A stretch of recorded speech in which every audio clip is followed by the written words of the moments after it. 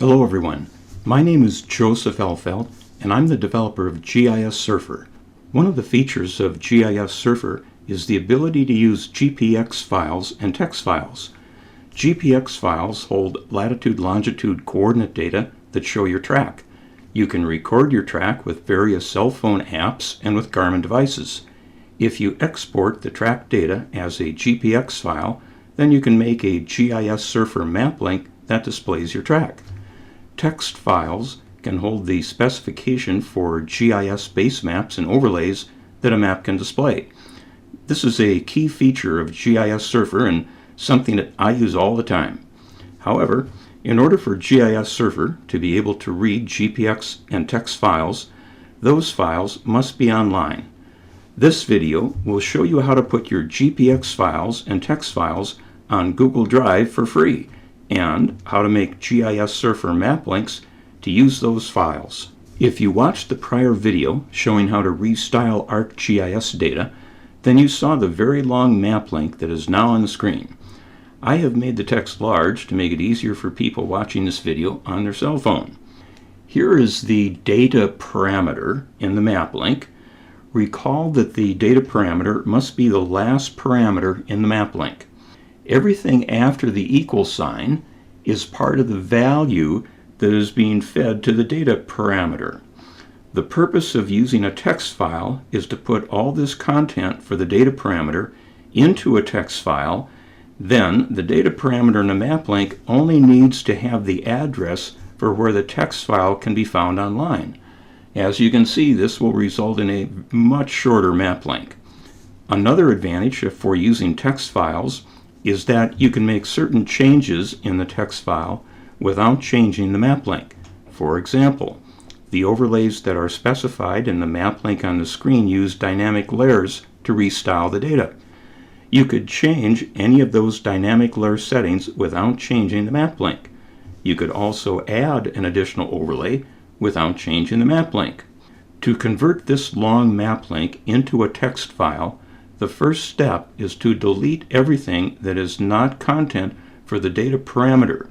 So I'm going to delete all of the first part of the map link up to and including the data parameter and equal sign.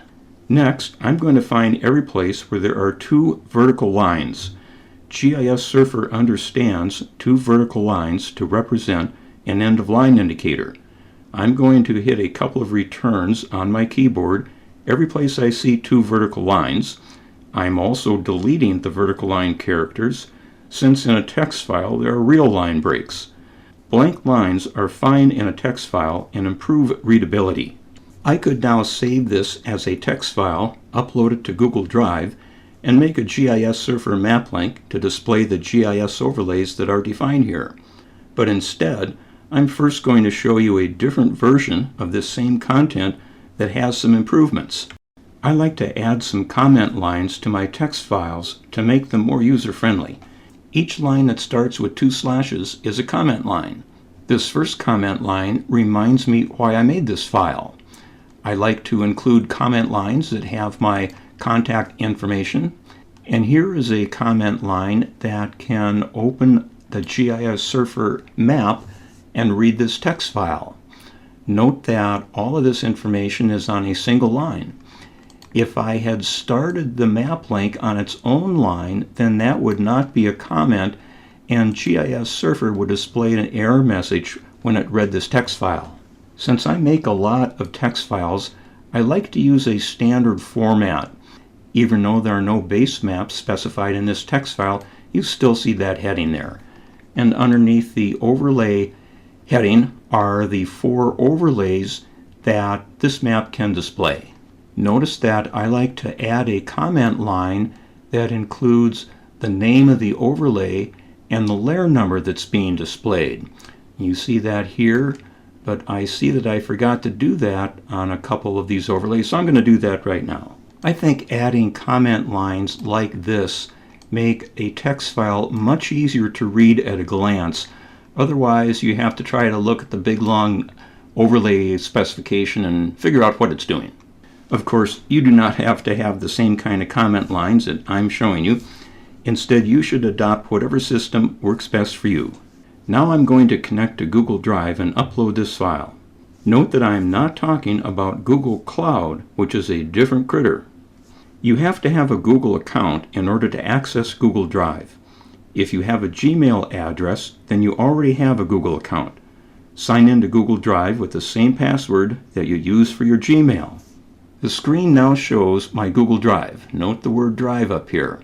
And if I scroll down on this middle part, you can see I have some folders here. And I have a folder named Demo. I'm going to drill down on that one. And here's where I'm going to upload the file. So I'm going to go over and click on this plus sign. And I'm going to click on File Upload.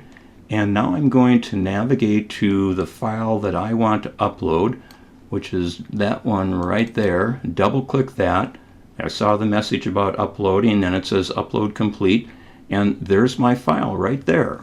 Next, I'm going to right click on the file and select Share. I'm going to change the permission from restricted to anyone with the link. And now I'm going to click on Copy the link. Click that. The link is copied into my clipboard. I'm now done here. Now I'm going to go back to the text file that I have, and I'm going to make another line right there, and I'm just going to paste in from my clipboard right there. And there's the address on Google Drive, but all I need is this gibberish part right there. Right there. I need to copy that, copy, and paste that into the end of the link that I had made. And now I'm going to get rid of that information right there. And now this comment line, remember, this is a comment line, but I can now copy. Wait, the first thing I want to do is go back and save that because I edited my map link. Now I can just copy the GISsurfer map link right there, copy, go to a browser, open a browser tab, paste in my link, and open the map with the text file hosted on Google Drive. Now there are a few more things to know about this, so I'm going back to where we can see the text file and look at the data parameter here, right there. And so the data parameter now has two parts. There's all the value for the data parameter, and there's a little caret symbol that separates the two parts. Here's the second part of the data parameter is the address on Google Drive that will retrieve the content of the text file, but GISsurfer is not able to look at this address and know that the data is a text file or a GPX file. So to tell GISsurfer what type of file is hosted on Google Drive, you need to have the first part right there. And this first part has to end in .txt. That's what tells GISsurfer that the thing hosted on Google Drive is a text file versus a GPX file. And I highly recommend that you use the file name that you uploaded to Google Drive. Otherwise, you might not remember what that thing is. So, okay, that's just a tip there. Now, take a look at the two map links that are on the screen and notice the difference in the value for the data parameter. This first map has a file, a text file, that's hosted on Google Drive. So I have to specify that Google Drive file with two parts, with the first part telling GISsurfer that's a text file. Now the second map link has a text file that's hosted on my server, and the direct link to that file ends in txt. So GISsurfer is able to look at this address and know that it's a text file. And for that reason, you don't have to use the two-part naming convention if you're hosting your GPX and text files on a server that gives a direct link to the file ending in txt or GPX. I have put my Google Drive back on the screen. If I wanted to edit the text file that I loaded, I can right-click the file, point to Open With, and select Text Editor. And now the file is opened up, and I can edit any of the text here. For example, I might want to change the dynamic layer specification, change the color perhaps. I could add an additional overlay, and then I could save this file all without having to change the GISsurfer map link. On the other hand, if I edited the text file on my computer and then uploaded the edited file to Google Drive, I would get a new Google Drive identifier, and I'd have to have a new GISsurfer map link. So the moral of the story is, after you upload a text file to Google Drive, if you want to edit that text file, edit it right on Google Drive itself. The screen is now showing two map links that both display the same GPX file.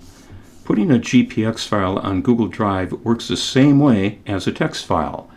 You have to specify the GPX file on Google Drive with two parts, and the first part has to end in .gpx so GISsurfer knows that it's a GPX file. And notice that you can include additional information for the data parameter along with an address on Google Drive.